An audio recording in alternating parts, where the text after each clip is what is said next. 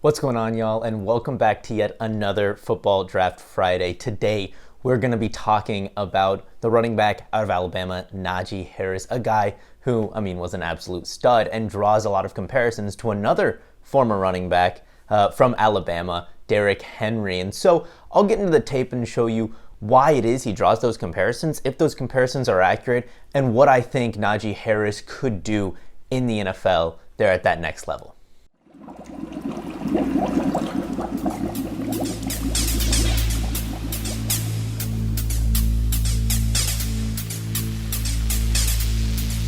Welcome to The Lab.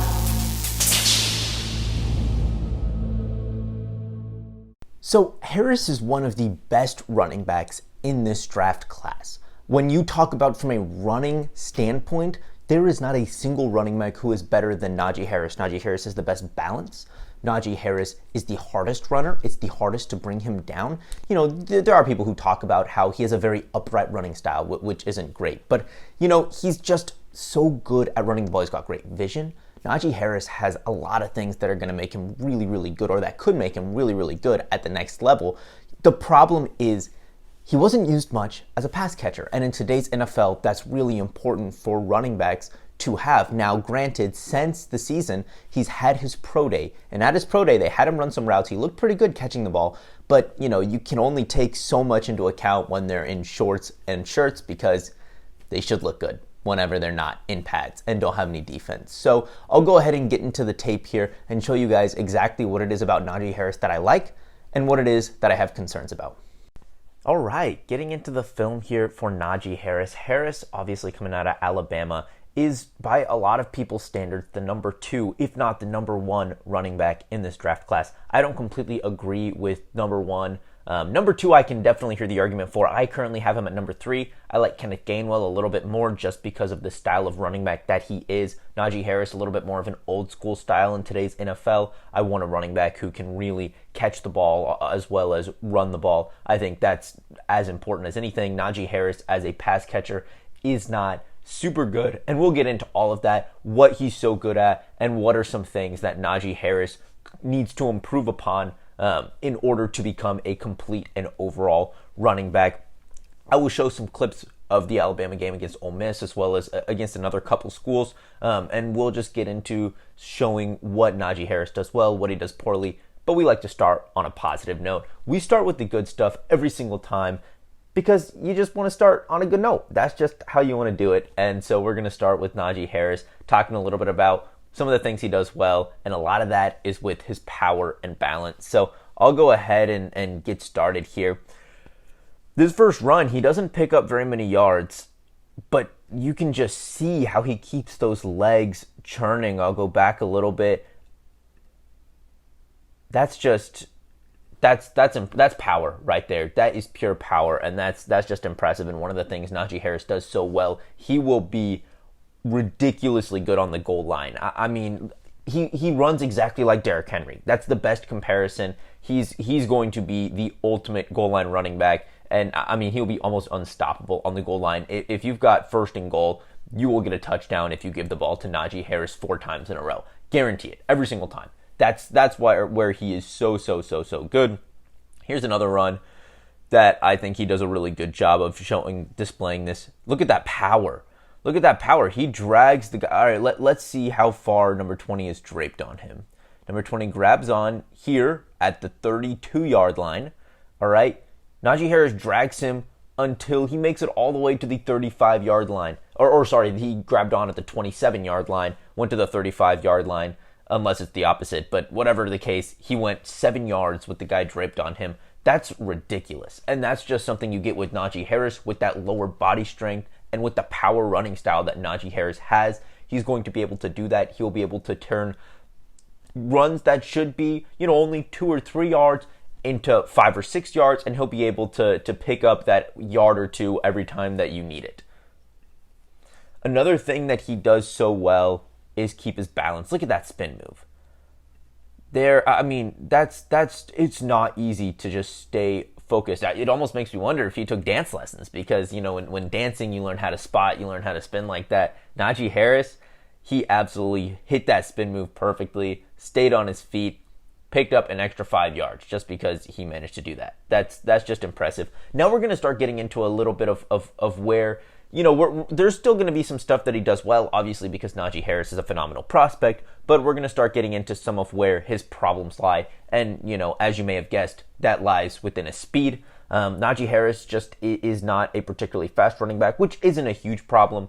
I'd much rather have a running back who runs a 4.7 40, but can get me yards, can get me consistently 4 or 5 yards, than a running back who can break off, who runs a 4.3, who can break off super long runs, but has no power inside and picks up like a max 2 yards most of the time, unless he breaks off a huge run. So Najee Harris, definitely that's not a huge problem. But he's not going to hit a home run. I mean, you see here, he got a hole the size of, he makes it to the touchdown, about a 40-yard run, but barely. He has a hole the size of Antarctica there, size of a continent right there, hits it, has a running start on all those guys, and makes it to the end zone, but barely. You're going to see a lot of scenarios like that with Najee Harris, where he'll break off a 30-40 yard run, but most of the time it's not going to be anything more than that. Now, I will say, if he does develop like Derrick Henry did, and Derrick Henry can break off 100-yard touchdown runs, not because he can outrun them, but because he can just stiff arm his way down there, right? No cornerback is going to bring down Derrick Henry.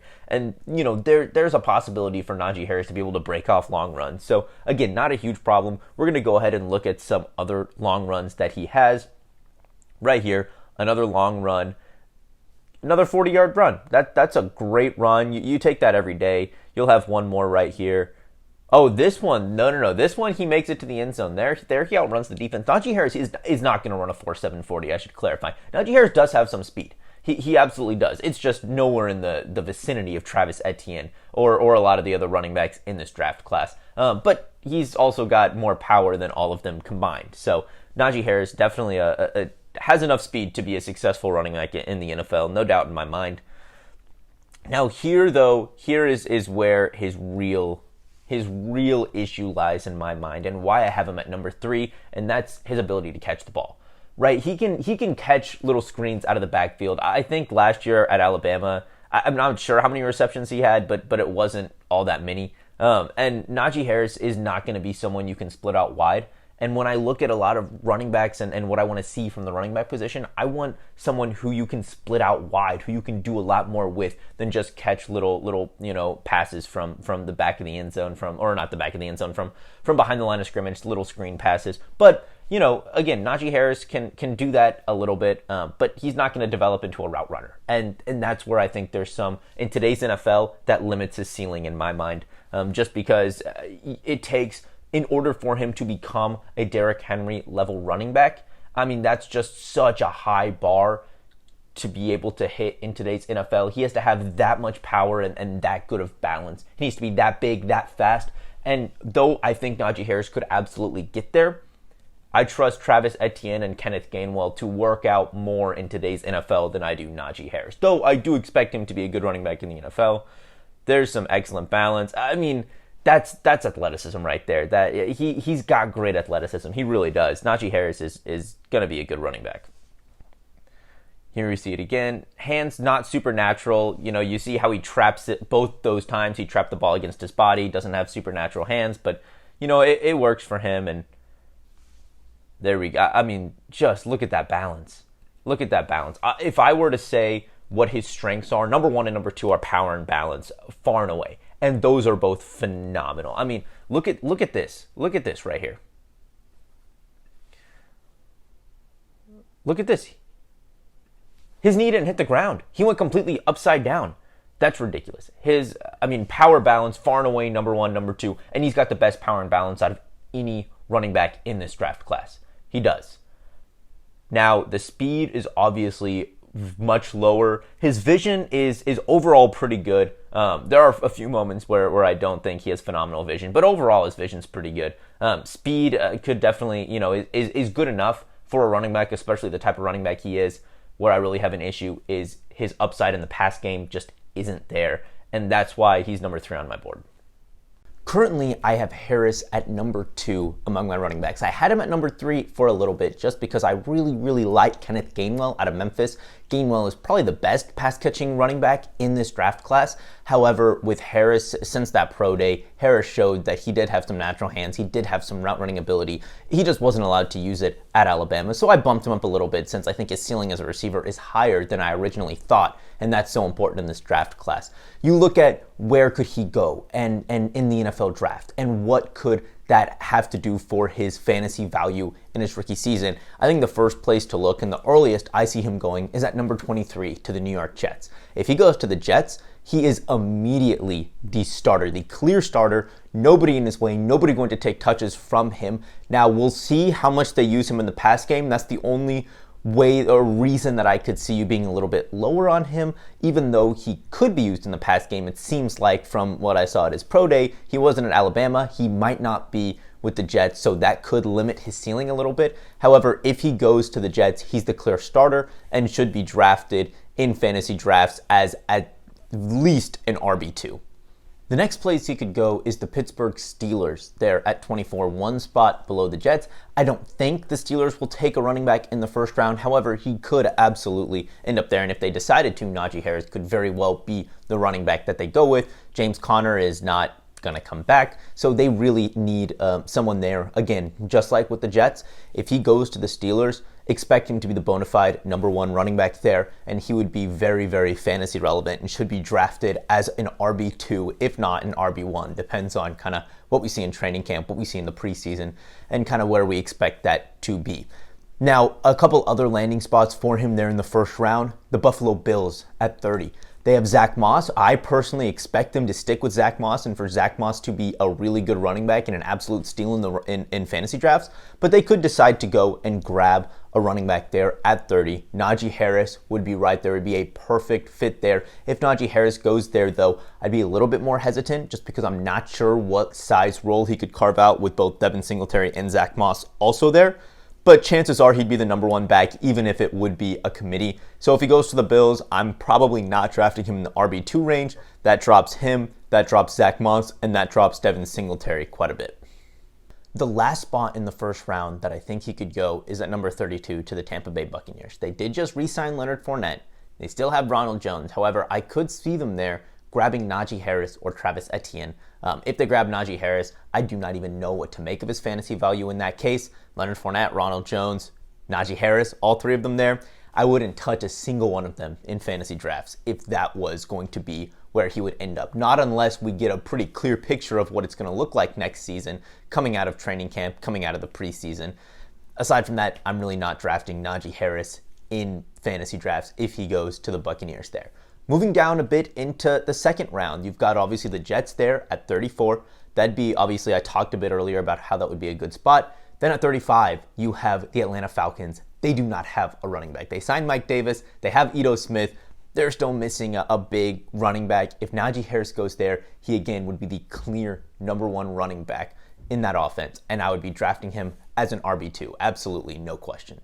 Continuing to move down the second round, if he does fall all the way to the second round, you've got the Philadelphia Eagles at 37 would be another spot I could see him go. Now there, that would hurt Miles Sanders' value, obviously. That would also hurt Najee Harris's value. Not exactly sure who I would trust more. I would stay away from both of those guys. Also, if you went to the Broncos at 40, you have Melvin Gordon, Najee Harris. Again, wouldn't be a big fan of either of those guys if he went there. I'm not sure how much lower he could fall, though, and I don't expect him to fall past that number 40 mark to the Denver Broncos. You know, when looking at what would be a good situation for Najee Harris, it's really how many touches is he going to get? Is he going to have a large share of the pass catching work? We saw that at least at his pro day, it looks like he can run some routes. He has pretty natural looking hands. He can do some good stuff in the pass game. Will he be utilized in that area when it comes to the NFL? If he is, obviously his ceiling becomes much higher. If he's not, it limits his ceiling. Even if he's getting the first and second down work, if he's catching 1 to 2 passes a game max in PPR, that's gonna hurt him quite a bit. In standard, it wouldn't affect him nearly as much, but it would affect him quite a bit in PPR. So those are some things to look out for when it comes to the draft. Najee Harris, though, next season could be an absolute stud. I mean, you saw what he did on tape. His balance, off the charts. When he did that spin around sort of land thing, you know what I'm talking about. I showed it in my film. It was ridiculous. He really is a phenomenal runner of the football and will be a stud in the NFL, almost certainly. And it just, depends, can he stay healthy, and can he turn into the Derrick Henry level that we saw at Alabama? If he can, I love Najee Harris for the NFL. So thank you so much for sticking with me watching this. I hope that you have a better understanding of what Najee Harris can do in the next round or in the next level. And I hope that you have a good idea of, what's his fantasy value depending on where he lands. So make sure that you like and subscribe to our channel. Follow us on Twitter at FF Laboratory. Check out our website, fflaboratory.com, and have a great day.